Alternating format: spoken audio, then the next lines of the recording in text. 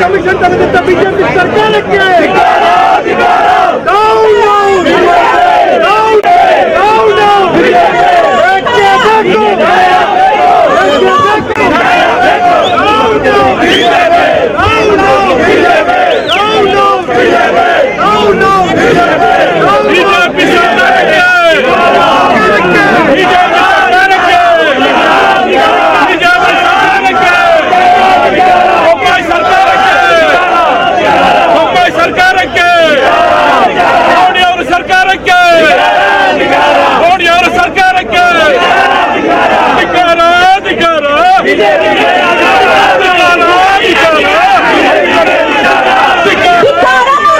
एक बहुत बड़े सेंट, बहुत बड़े बुजुर्ग, उनके पूरे दुनिया को प्यार मोहब्बत का पैगाम देने वाले तमिल लैंग्वेज में, तमिल इसमें बात करने वाले बहुत बड़े सेंट हैं। उनका स्टैचू है और उनका यहाँ पे डेवलपमेंट का स्टैचू और पार्क का डेवलपमेंट का काम चल रहा है। बीजेपी के लोगों ने बुलडोजर ला करके, जेसीपी ला करके तोड़ा है, इसका प्रोटेस्ट है। आप देख रहे हैं कि यहाँ पे तिरुवल्लुवर स्टैचू है, एक बहुत बड़ी शख्सियत जिसने दोस्ती का, मोहब्बत का, इंसानियत का पैगाम दिया। जो तमिल लैंग्वेज में, तमिल जो ज़ुबान है उसमें इंसानियत का पैगाम देकर सबको मिलजुल कर रहने की जो हिदायत दी, ऐसा एक बहुत बड़े संत तिरुवल्लुवर का स्टैचू है। और उस स्टैचू और पार्क का डेवलपमेंट का काम हमने शुरू किया है। वो काम शुरू करने के बाद 6 महीने से काम चल रहा है। कल बीजेपी के गुंडों ने यहाँ आकर जेसीपी लाकर जो काम किया गया उसको तोड़ दिया गया है। तो इसीलिए हम सब यहाँ जमा हुए हैं, प्रोटेस्ट कर रहे हैं। तोड़ने की वजह क्या है सर, क्यों तोड़ा गया, क्या वजह? वो नहीं चाहते कि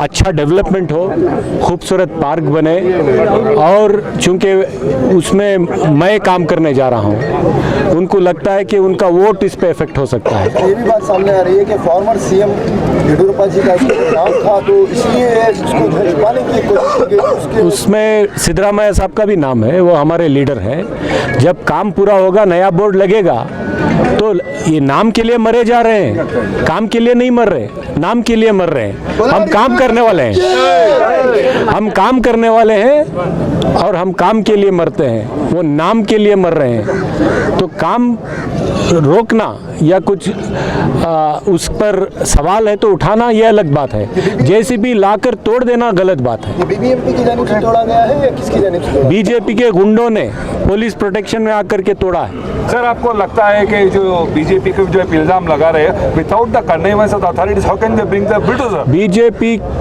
पुलिस की प्रोटेक्शन में आकर के तोड़े हैं। सरकार उनकी है तो उनका राज है, वो उनको लग रहा है उनके बाप का राज है, या कोई जमहूरियत नहीं है। आपने जो इतना बड़ा प्लान किया, इसको रेस्टोरेशन करने का 2 करोड़ का आपने प्लान किया, क्या आप इसको कंटिन्यू करेंगे? या बिल्कुल करेंगे, बिल्कुल करेंगे। गुंडों पर केस डालना चाहिए, अरेस्ट होना चाहिए, और हम हमारे कोई भी डेवलपमेंट काम को रोकेंगे नहीं, जितना भी कोशिश कर ले। इंडिया के प्रधानमंत्री नरेंद्र मोदी जब चेन्नई में, तो उन्होंने तिरुवल्लुवर को एक सेंट कहा था, तो आपको क्या लगता है उनके फॉलोअर्स, उनकी आइडियोलॉजी में डिफरेंस है? मोदी जी भाषण के लिए कुछ भी बोल सकते हैं। तिरुवल्लुवर को सेंट कहते हैं और बीजेपी के गुंडे बीजेपी का फ्लैग लेके आके तोड़ देते हैं।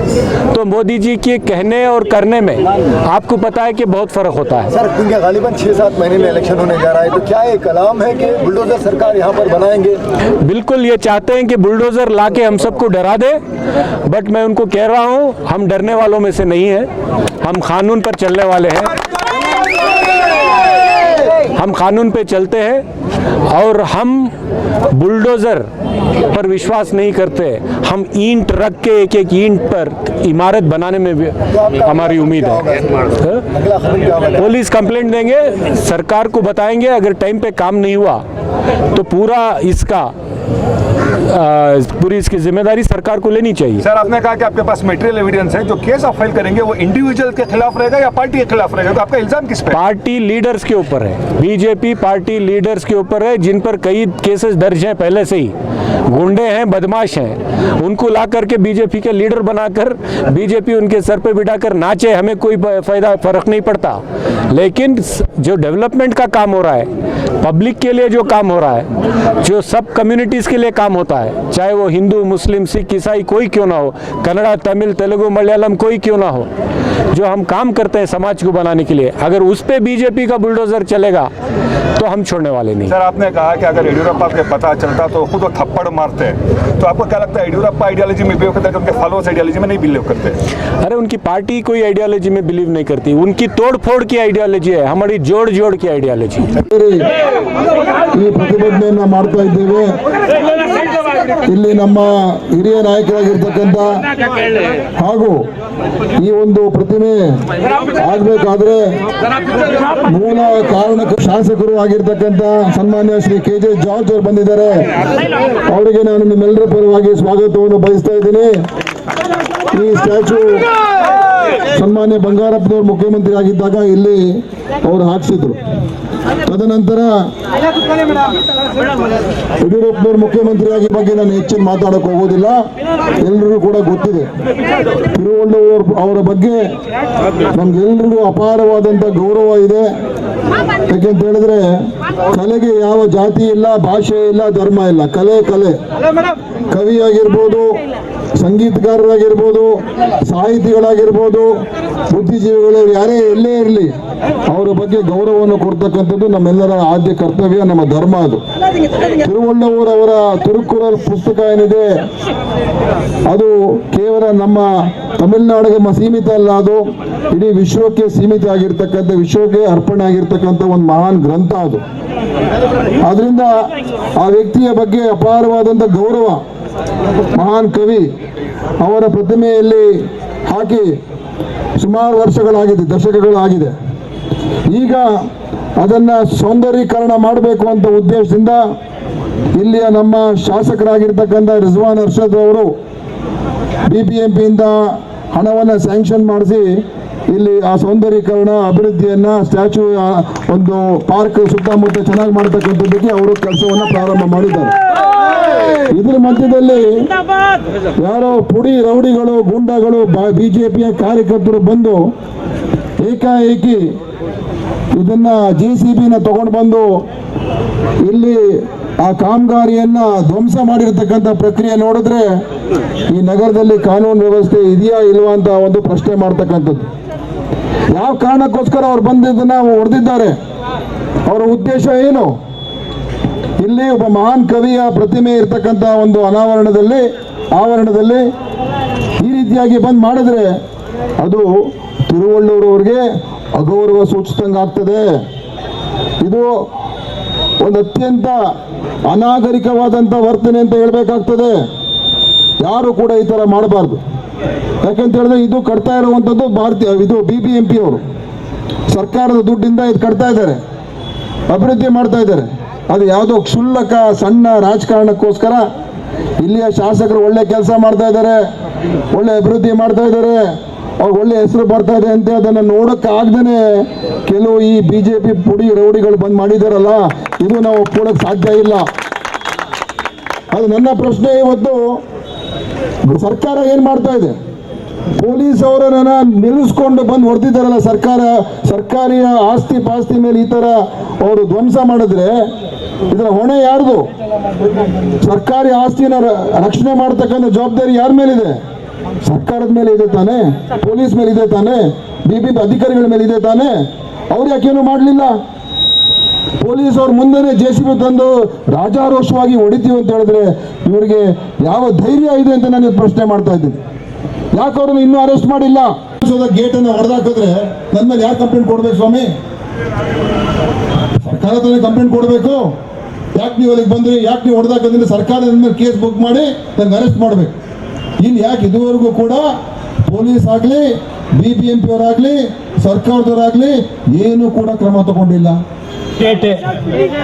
ஆச்சுங்களா நீங்கெல்லாம் இருக்க போறீங்க. ஜார்ஜ் ஐயாவை தோக்கடிக்க முடியாது, நம்ம தினேஷ் குண்டாவை சொல்லவே முடியாது. நம்ம விஸ்வநாத் ஐயா அவர்கள் நல்ல பேர் வாங்கிட்டு இருக்காரு. சிவாஜி நகர் வந்து ஒரு மாடல் ஒரு சிட்டி.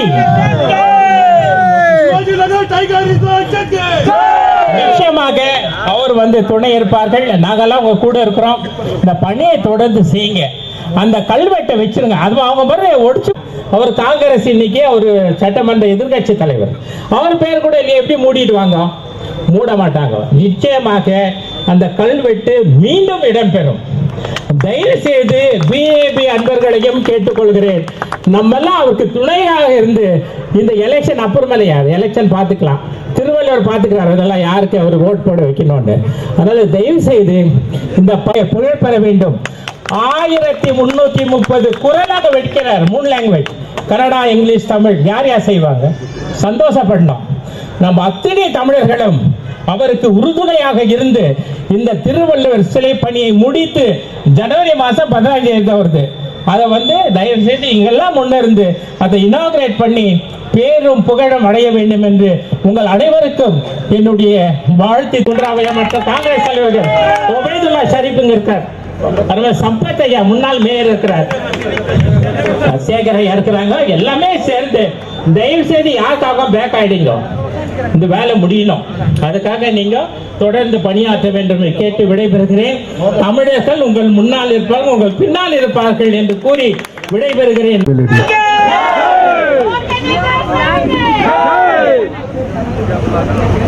ನಾನು ಮೊದಲನೇ ಶಾಸಕನಾಗಿದ್ದು ಭಾರತೀಯ ನಗರ ಕ್ಷೇತ್ರದಲ್ಲಿ. ಆ ಸಂದರ್ಭದಲ್ಲಿ ತಮಿಳು ಸಂಗಮ ಅವರು ಕರೆಸಿದರು, ಮತ್ತೆ ಮಂತ್ರಿ ಆಗಿದ್ದರು.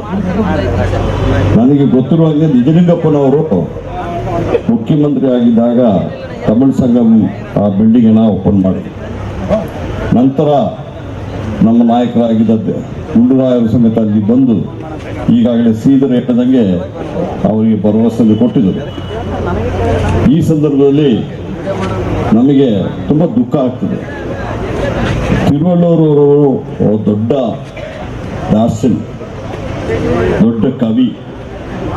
ಬಹುಶಃ ಅವರ ಒಂದು ಏನು ಪ್ರತಿಮೆ ಇದೆ ಅದನ್ನು ಸ್ಥಾಪನೆ ಮಾಡಿ ಇವತ್ತು ನಮ್ಮ ವಿಶ್ವಾನ್ ಹರ್ಷದವರು ಈ ಕ್ಷೇತ್ರದ ಶಾಸಕರು. ಬಹುಶಃ ಅದು ಚೆನ್ನಾಗಿ ಮಾಡಬೇಕು, ಇನ್ನಷ್ಟು ಚೆನ್ನಾಗಿರಬೇಕು. ಅವರು ಇಡೀ ತಮಿಳುನಾಡಿಗೆ ಮಾತ್ರ ಅಲ್ಲ, ಕರ್ನಾಟಕಕ್ಕೆಲ್ಲ, ಇಡೀ ದೇಶಕ್ಕೆಲ್ಲ, ಇಡೀ ಪ್ರಪಂಚಕ್ಕೆ ಒಂದು ಗುರುಗಳ ಟೈಪು ಇರುವವರು ತಿರುವಳ್ಳುವರು.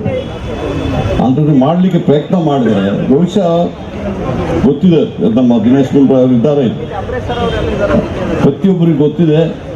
ಅದನ್ನು ಸ್ಥಾಪನೆ ಪ್ರತಿಮೆ ಮಾಡಲಿಕ್ಕೆ ಬಂದಾಗ ಕೆಲವು BJP ತುಂಬ ವಿರೋಧ ಮಾಡಿದರು. ಅವ್ರು ಏಕೆ ವಿರೋಧ ಮಾಡೋದು ನನಗೆ ಗೊತ್ತಿಲ್ಲ. ಇವತ್ತು ನಾವು ಅಸೆಂಬ್ಲಿಯಲ್ಲಿ ತಗೋಬೋದು, ದಾಖಲೆ ತಗೋಬೋದು, ಕೌನ್ಸಿಲಲ್ಲಿ ದಾಖಲೆ ತಗೋಬೇಕು, ಅಂದಿನ ಮೀಡಿಯಾದಲ್ಲಿ ಏನು ಬಂದಿದೆ ದಾಖಲೆ ತಗೋಬೋದು. ಸಾಕಷ್ಟು ನಮ್ಮ ಮೇಲೆ ಅಪಪ್ರಚಾರ ಮಾಡಿಬಿಟ್ಟಿದ್ರು. ಬಹುಶಃ ಈ ಸಂದರ್ಭದಲ್ಲಿ ನಾನು ಯಾವಾಗ ನಮ್ಮ ಯಡಿಯೂರಪ್ಪನವರು ಮುಖ್ಯಮಂತ್ರಿ ಆಗಿದ್ದಾಗ ಅವತ್ತು ನಮ್ಮ ಕಾಂಗ್ರೆಸ್ ಶಾಸಕರೇ ಇಲ್ಲಿ ಶಾಸಕರಾಗಿದ್ದರು. ಅವತ್ತು ಈ ಪ್ರತಿಮೆಯನ್ನು ಸ್ಥಾಪನೆ ಮಾಡಿದ್ವಿ. ಆಗಲೇ ಪ್ರತಿಮೆ ಸ್ಥಾಪನೆ ಆಗಿತ್ತು. ಅವತ್ತು ಪ್ರತಿಮೆ ಅದರ ಕೆಳಗಡೆ ಕಲ್ಲಲ್ಲಿ ಶ್ರೀಮಾನ್ ಬಂಗಾರಪ್ಪನವರ ಹೆಸರು ಇತ್ತು, ನನ್ನ ಹೆಸರು ಇತ್ತು, ಬೇರೆ ಬೇರೆಯವ್ರದ್ದು ತಮಿಳು ಸಂಗಮ ಅವ್ರದ್ದು ಇತ್ತು. ಅದನ್ನು ಬದಲಾವಣೆ ಮಾಡಿದ್ರು. ನಾವೇನು ಅದಕ್ಕೆ ಪ್ರತಿಭಟನೆ ಮಾಡ್ಲಿಕ್ಕೆ ಹೋಗಲಿಲ್ಲ, ಪ್ರೊಟೆಸ್ಟ್ ಮಾಡ್ಲಿಕ್ಕೆ ಹೋಗಲಿಲ್ಲ. ಯಾಕೆಂದ್ರೆ ಬಿಟ್ರೆ ನಮಗೆ ಹೆಸರಲ್ಲ ಮುಖ್ಯ, ನಮಗೇನಂದ್ರೆ ಬಿಟ್ರೆ ತಿರುವಳ್ಳೂರವರ ಪ್ರತಿಮೆ ಮುಖ್ಯವಾಗಿದೆ ಹೊರತು ಹೆಸರಿಗೋಸ್ಕರವಾಗಿ ನಾವು ಮಾಡಲಿಲ್ಲ. ಬಹುಶಃ ಸಮಾರಂಭದಲ್ಲಿ ನಾನು ಸಮೇತ ಸಾಮಾನ್ಯನಿಗೆ ಒಬ್ಬ ಬಂದುಬಿಟ್ಟು ಭಾಗವಹಿಸಿದೆ. ಇವತ್ತು ಆ ಸಂದರ್ಭದಲ್ಲಿ ನಮ್ಮ ಸಿದ್ದರಾಮಯ್ಯಜಿಯವರು ವಿರೋಧ ಪಕ್ಷ ನಾಯಕರಾಗಿದ್ದರು, ಅವರ ಹೆಸರು ಇದೆ. ನಾನೊಂದು ಮಾತು ಹೇಳ್ತೀನಿ, ಇವತ್ತು ಆ ಪ್ರತಿಮೆ ಸ್ಥಾಪನೆ ಮಾಡಿದಾಗ ನಮ್ಮ ತಮಿಳುನಾಡು ಮುಖ್ಯಮಂತ್ರಿ ಹಿರಿಯರಾದ ಕರುಣಾನಿಧಿಯವರು ಸಮೇತ ಬಂದಿದ್ದರು. ಅದೇ ರೀತಿಯಲ್ಲಿ ಸರ್ವಜ್ಞ ನಗರ, ಈಗ ನನ್ನ ಕ್ಷೇತ್ರದ ಹೆಸರು ಸರ್ವಜ್ಞ ನಗರ, ಆ ಸರ್ವಜ್ಞನ ಪ್ರತಿಮೆಯನ್ನು ಚೆನ್ನೈನಲ್ಲಿ ಸಮೇತ ಸ್ಥಾಪನೆ ಮಾಡಿದ್ದಾರೆ. ನಾನು ಹೋಗಿ ಭೇಟಿ ನೋಡ್ಕೊಂಡು ಬಂದಿದ್ದೀನಿ, ಚೆನ್ನಾಗಿ ಮಾಡಿದ್ದಾರೆ.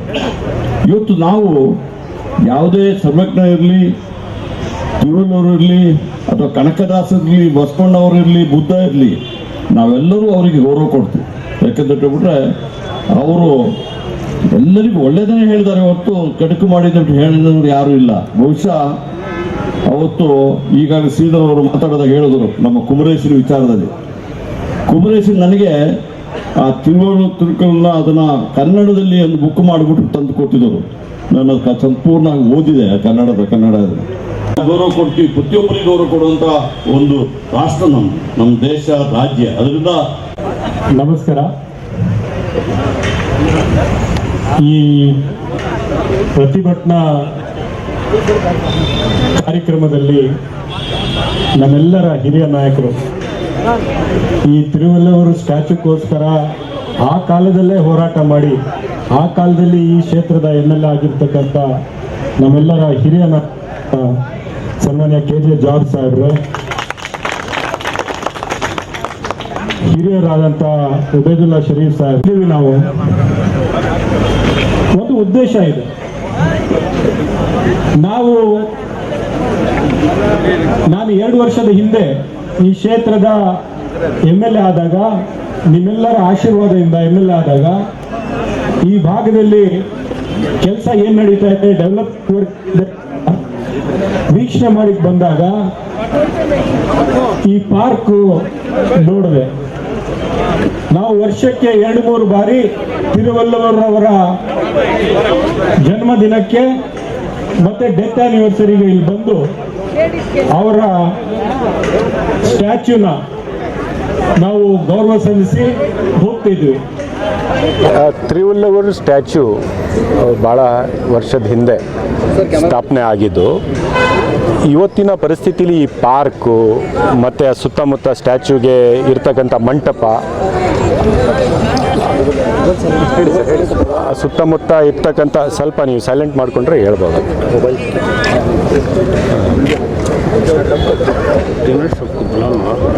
ಸಾಬ್ ನೀ ಸಾಬ್ ಅಲಗ್ ದಿನೇಶ್ ಅವರು ಜೊತೆಗೆ ಅವ್ರು ಮಾತಾಡ್ತಾರೆ. ಸೊ ತಿರುವಲ್ಲೂರು ಸ್ಟ್ಯಾಚ್ಯೂ ಭಾಳ ವರ್ಷದ ಹಿಂದೆ ಸ್ಥಾಪನೆ ಆಗಿರ್ತಕ್ಕಂಥದ್ದು ತಮ್ಮೆಲ್ಲರಿಗೂ ಗೊತ್ತಿರೋ ವಿಷಯ. ಆ ಸ್ಟ್ಯಾಚ್ಯೂ ಮತ್ತು ಇರ್ತಕ್ಕಂಥ ಮಂಟಪ ಹೊಸದಾಗಿ ರೆನೋವೇಷನ್ ಮಾಡಬೇಕು ಅಂತ ಕಾರ್ಯಕ್ರಮ ಹಾಕಿ ಕಳೆದ 6-7 ತಿಂಗಳಿಂದ ಕೆಲಸ ಪ್ರಾರಂಭವಾಗಿದೆ. ಭಾಳ ಬ್ಯೂಟಿಫುಲ್ಲಾಗಿ ಕಟ್ಟಬೇಕು. ಮತ್ತು ಈಗಿರ್ತ ಆ ಕಾಲದಲ್ಲಿ ಒಂದು ಸ್ಟೀಲ್ ಸ್ಟ್ರಕ್ಚರ್ ಹಾಕಿದ್ದಾರೆ ಮಂಟಪಕ್ಕೆ ಅಷ್ಟೇ. ಒಂದು 4-5 ಜನ ಹೋಗಿ ಅಲ್ಲಿ ಹಾರ ಹಾಕೋದಾಗಲಿ ಒಂದು ಕಾರ್ಯಕ್ರಮ ಮಾಡೋಕ್ಕೆ ಆಗೋದಿಲ್ಲ. ಅದಕ್ಕೆ ಒಂದು ಒಳ್ಳೆ ರೀತಿಯಲ್ಲಿ ಕಟ್ಟೋಣ ಅಂತ BBMP ಮುಖಾಂತರನೇ ಫಂಡು ಅಲಾಟ್ ಮಾಡಿಸಿ ಆ ಕೆಲಸ ಪ್ರಾರಂಭ ಮಾಡಿಸಿದ್ದೇವೆ. BJPಯ ಕಾರ್ಯಕರ್ತರು ನಿನ್ನೆ ಬಂದು ಧರ್ನಾ ಮಾಡಿದರು. ಯಾಕೆ ಮಾಡಿದರು ಅಂದರೆ, ಆ ಬೋರ್ಡ್ ಏನಿದೆಯಲ್ಲ, ಆ ಬೋರ್ಡು ಯಡಿಯೂರಪ್ಪನವ್ರ ಹೆಸರು ಇದೆ, ಅದು ಮುಚ್ಚೋಗಿದೆ ಅಂತ ಹೇಳ್ತಾರೆ. ಅದರಲ್ಲಿ ಸಿದ್ದರಾಮಯ್ಯ ಅವ್ರ ಹೆಸರು ಕೂಡ ಇದೆ, ಅದರಲ್ಲಿ ಬೇರೆಯವ್ರ ಹೆಸರು ಕೂಡ ಇದೆ. ನಾವು ಸ್ಪಷ್ಟವಾಗಿ ಅವ್ರಿಗೆ ಹೇಳಿದ್ವಿ, ಹೊಸ ಮಂಟಪ ಕಟ್ಟ ನಂತರ ಆ ಬೋರ್ಡ್ ಅವರು ಹೊಸ ಮಂಟಪದ ಮೇಲೆ ಬರುತ್ತೆ ಅಂತ ಹೇಳಿದರು ಸಹ ಅವ್ರು ನಿನ್ನೆ JCB ತೊಗೊಂಡು ಬಂದು ಇದೆಲ್ಲ ಒಡೆದಾಕಿದ್ದಾರೆ. ಇದು ಈ ನಮ್ಮ ರಾಜ್ಯದಲ್ಲಿ ನ್ಯಾಯ ನೀತಿ ಏನಾದರೂ ಇದೆಯಾ, ಕಾನೂನು ವ್ಯವಸ್ಥೆ ಇದೆಯಾ? ನೀವು ಅಧಿಕಾರದ ಪಕ್ಷದವರು ಅಂದರೆ ನೀವು ಬುಲ್ಡೋಸರ್ ತೊಗೊಂಡು ಬಂದು ಒಡೆಯೋಕ್ಕೆ ನಿಮಗೆ ಯಾರು ಅಧಿಕಾರ ಕೊಟ್ಟರು? ನಿನ್ನೆ ಯಾಕೆ ಹೀಗೆ ಮಾಡಿದ್ರಿ? ಏನೇ ತಪ್ಪೋ ಸರಿ ಕೂತ್ಕೊಂಡು BBMP ಕಮಿಷನರ್ ಜೊತೆಗೆ ಮಾತನಾಡ್ಬೋದಿತ್ತಲ್ಲ. ಸೊ ಈ ಥರ ಗುಂಡಾಯಿಸಮ್, ರೌಡಿಸಮ್ BJP ಅವ್ರು ಮಾಡಿರ್ತಕ್ಕಂಥದ್ದು ನನ್ನ ಮನಸ್ಸಿಗಂತೂ ತುಂಬ ನೋವಾಗಿದೆ. ನಾನು ಮಾಡ್ತಿರೋದು ಅಭಿವೃದ್ಧಿ ಕೆಲಸ. ಈಗ ಇಷ್ಟೆಲ್ಲ ಒಳ್ಳೆ ರೋಡ್ಸ್ ಮಾಡಿದ್ದೀವಿ, ಬ್ಯೂಟಿಫುಲ್ ಪಾರ್ಕ್ಸ್ ಮಾಡಿದ್ದೀವಿ. ಈ ಪಾರ್ಕ್ ಹೇಗೆ ಬಿಡೋಕ್ಕೆ ಸಾಧ್ಯ? ಇಷ್ಟು ಕೆಟ್ಟ ಪರಿಸ್ಥಿತಿಯಲ್ಲಿ ಹೇಗೆ ಬಿಡೋಕ್ಕೆ ಸಾಧ್ಯ ಅಂತ ನಾನು ಡೆವಲಪ್ಮೆಂಟ್ ಕೆಲಸ ಮಾಡ್ತಾಯಿದ್ದೀನಿ. ಆದರೆ ಇವರು ಮಾಡಿರ್ತಕ್ಕಂಥ ರೌಡಿಸಮ್ಗೆ ಇವ್ರು ಮಾಡಿರ್ತಕ್ಕಂಥ ಪೊಲೀಸು ಕೂಡ ನಿಷ್ಕ್ರಿಯವಾಗಿ ನಿಂತ್ಕೊಂಡು ನೋಡುತ್ತೆ ಅಂದರೆ ಯಾವ ಪರಿಸ್ಥಿತಿಗೆ ನಾವು ಬಂದ್ಬಿಟ್ಟಿದ್ದೀವಿ. ಪ್ರಜಾಪ್ರಭುತ್ವ ಇದೆಯಾ ಅಥವಾ ನಿಮ್ಮ ಹತ್ರ ಅಧಿಕಾರ ಇದ್ದರೆ ನೀವು ಹೇಗೆ ಬೇಕಾದರೂ ಚಲಾಯಿಸ್ತೀರಾ, ಬುಲ್ಡೋಸರ್ ತೊಗೊಂಡು ಬಂದು ಹೊಡೆಸ್ಬಿಡ್ತೀರಾ. ಸರ್ಕಾರದ ಕೆಲಸ ನಷ್ಟ ಆಗಿರೋದು ಯಾರ ದುಡ್ಡು ನಷ್ಟ ಆಗಿದೆ? ಸರ್ಕಾರದ ದುಡ್ಡು ನಷ್ಟ ಆಗಿರ್ತಕ್ಕಂಥದ್ದು. ಅದಕ್ಕೆ ತಮ್ಮ ಮುಂದೆ ಈಗ ನಾವು ಏನು ಪ್ಲ್ಯಾನ್ ಹಾಕಿದ್ದೀವಿ ಆ ವಿಡಿಯೋ 2 ನಿಮಿಷದ್ದು ಹಾಕ್ತೀವಿ, ತಾವೇ ನೋಡ್ಬೋದು. ಅದೇ ಪ್ಲ್ಯಾನ್ ಅಪ್ರೂವಲ್ ಮಾಡಿ ಕಟ್ತಾ ಇದ್ದೀವಿ. ಇದಕ್ಕೆ ಕಟ್ಟಬಾರ್ದು ಅಂತ ರಾಜಕಾರಣ ಮಾಡೋದಕ್ಕೆ ಈ ಥರ ಮಾಡಿದರೆ ನಾನು ಏನು ಮಾಡೋಕ್ಕೆ ಸಾಧ್ಯ? ಅಲ್ಲಿ ಅವ್ರ ಹೆಸರುಗಳು ಅಳಿಸೋಗುತ್ತೆ ಅನ್ನೋ ಒಂದು ಇದನ್ನು ಅವ್ರು ಹೇಳ್ತಾ ಇದ್ದಾರೆ ಅಂತ. ಇಲ್ಲ, ಭಾಳ ಸ್ಪಷ್ಟವಾಗಿ ನೀವು ರಿನೋವೇಷನ್ ಮಾಡಿದಾಗ ಆ ಪ್ಲ್ಯಾಟ್ಫಾರ್ಮ್ ದೊಡ್ಡದಾಗಿ ಮಾಡ್ತೀವಿ, ಆವಾಗ ಅದೇ ಬೋರ್ಡ್ ಆಚೆ ಬರುತ್ತೆ. ಸೊ ಹಂಗಾದ್ರೆ ರಿನೋವೇಷನ್ ಮಾಡಲೇಬಾರ್ದಾ? ಒಂದು ಬೋರ್ಡ್ಗೋಸ್ಕರ ನಾವು ರಿನೋವೇಷನ್ ಮಾಡಬಾರ್ದಾ? ಪ್ಲ್ಯಾಟ್ಫಾರ್ಮ್ ದೊಡ್ಡದಾಗಿ ಕಟ್ಟಬಾರ್ದಾ? ಅಲ್ಲಿಗೆ ಒಂದು ಕಾರ್ಯಕ್ರಮ ಮಾಡಿದ್ರೆ 4 ಜನ ಹೋಗಬೇಕಲ್ಲ, ಕೂರಬೇಕಲ್ಲ. ಮುಖ್ಯಮಂತ್ರಿಗಳು ಬರ್ತಾರಪ್ಪ ಅಲ್ಲಿಗೆ, ನಾಳೆ ಪ್ರಧಾನಮಂತ್ರಿಗಳು ಬರ್ಬೋದು, ಒಂದು ಸೆಕ್ಯೂರಿಟಿ ಬೇಕಾಗುತ್ತೆ, ಒಂದು ಸ್ವಲ್ಪ ವ್ಯವಸ್ಥಿತವಾಗಿ ಮಾಡಬೇಕಲ್ಲ. ಸೊ ಅದರಲ್ಲಿ ಯಡಿಯೂರಪ್ಪ ಅವ್ರ ಹೆಸರಿದೆ, ಅದರಲ್ಲಿ ಸಿದ್ದರಾಮಯ್ಯ ಅವ್ರ ಹೆಸರಿದೆ, ನಮ್ಮ ನಾಯಕರಲ್ವಾ ಸಿದ್ದರಾಮಯ್ಯನವರು. ಸೊ ಹಾಗಾಗಿ ಈ ಬೋರ್ಡ್ಗೋಸ್ಕರ ನಾವು ಹೊಡೆದಾಕ್ಬೇಕಾ? ತಪ್ಪೇ ಆಯ್ತು ಅಂತ ತಿಳ್ಕೊಳ್ಳಿ, ಅದಕ್ಕೆ ಹೊಡೆದಾಕ್ತೀರಾ ಬುಲ್ಡೋಸರ್ ತೊಗೊಂಡು? ನ್ಯಾಯನಾ ಇದು? ಸರ್, ಇನ್ನೊಂದು FIR ದಾಖಲಾಗಿಲ್ಲ. ಇಲ್ಲ, ಪೊಲೀಸ್ ಅವರೇ ಈಗ ಇವತ್ತು ಕಂಪ್ಲೇಂಟ್ ನಾವು ಮಾಡ್ತೇವೆ. ನಾನು ನಿನ್ನೆ ಸ್ವಲ್ಪ ಬೇರೆ ಕಡೆ ಕಾರ್ಯಕ್ರಮದಲ್ಲಿದೆ, ಸರ್ಜಾಪುರ ರೋಡು ಆ ಕಡೆ ಎಲ್ಲ ನಾನು ಬರೋಕ್ಕೆ ತಡವಾಯಿತು. ನನಗೆ ಈ ಥರ ಮಾಡಿಬಿಟ್ಟವ್ರೆ ಅಂತ ಇದಿರಲಿಲ್ಲ. ಏನೋ ಸ್ವಲ್ಪ ಇದು ಮಾಡಿದ್ದಾರೆ, ಗಲಾಟೆ ಮಾಡಿದ್ದಾರೆ ಅಂದರೆ ಇವ್ರು ಬುಲ್ಡೋಸರ್ ತೊಗೊಂಡು ಬಂದು ಹೊಡೆದಿರೋದು ತಾವೇ ನೋಡ್ಬೋದು. ನ್ಯಾಯನಾ ಅಂತ ತಾವು ಹೇಳ್ಬೋದು. ಸರ್ಕಾರಿ ಆಸ್ತಿ ಪಾಸ್ತಿ ಹಾನಿಗೆ ಹೌದು ನಾವು ಈಗ ಕಂಪ್ಲೇಂಟ್ ಕೊಡ್ತೀವಿ, ಅವ್ರ ಮೇಲೆ ತಕ್ಷಣ ಅವರು ಆ್ಯಕ್ಷನ್ ತಗೋಬೇಕಾಗುತ್ತೆ. ಸರ್, ಬುಲ್ಡೋಸರ್ ಸರ್ಕಾರ ಕರ್ನಾಟಕಕ್ಕೆ ಬರ್ತೀರಾ ಅಂತ ಒಂದು ಮೆಸೇಜ್ನ ಇದು ಬುಲ್ಡೋಸರ್ ತೊಗೊಂಡು ಬಂದು ಜನರ ಮೇಲೆ ಹಚ್ಬಿಟ್ರೆ, ಸರ್ಕಾರದ ಕಾರ್ಯಕ್ರಮದ ಮೇಲೆ, ಸರ್ಕಾರದ ಕೆಲಸಗಳ ಮೇಲೆ ಹಚ್ಬಿಟ್ರೆ, ನಿಮ್ಮ ಹತ್ರ ಅಧಿಕಾರ ಇದೆ ಅಂತ ನಿಮ್ಮ ಕಾರ್ಯಕರ್ತರು ಈಗ ಮಾಡಿದ್ರೆ, ಈಗ ನಾಳೆ ಯಡಿಯೂರಪ್ಪನವ್ರಿಗೂ ಗೊತ್ತಾದರೆ ಅವ್ರಿಗೂ ಬೇಸರ ಆಗುತ್ತೆ, ಸಿದ್ದರಾಮಯ್ಯ ಅವ್ರಿಗೆ ಗೊತ್ತಾದರೆ ಅವ್ರಿಗೂ ಬೇಸರ ಆಗುತ್ತೆ. ಮತ್ತು ಅವರೆಲ್ಲ ದೊಡ್ಡ ನಾಯಕರು, ಒಂದು ಬೋರ್ಡಲ್ಲಿ ಹೆಸರಿಗೆ ಒಂದು ಇದಕ್ಕೆ ಅವರೆಲ್ಲ ಇದು ಮಾಡೋರ, ಯಡಿಯೂರಪ್ಪನವರಾಗಲಿ ಸಿದ್ದರಾಮಯ್ಯನವರಾಗಲಿ ಬೇರೆ ಯಾರು ಲೀಡರ್ಸ್ ಆಗಲಿ, ಈ ಥರ ಕೀಳು ಮಟ್ಟದ ರೌಡಿಸಮ್ ಮಾಡಿರ್ತಕ್ಕಂಥದ್ದು ನನಗೆ ಭಾಳ ನೋವಾಗಿದೆ.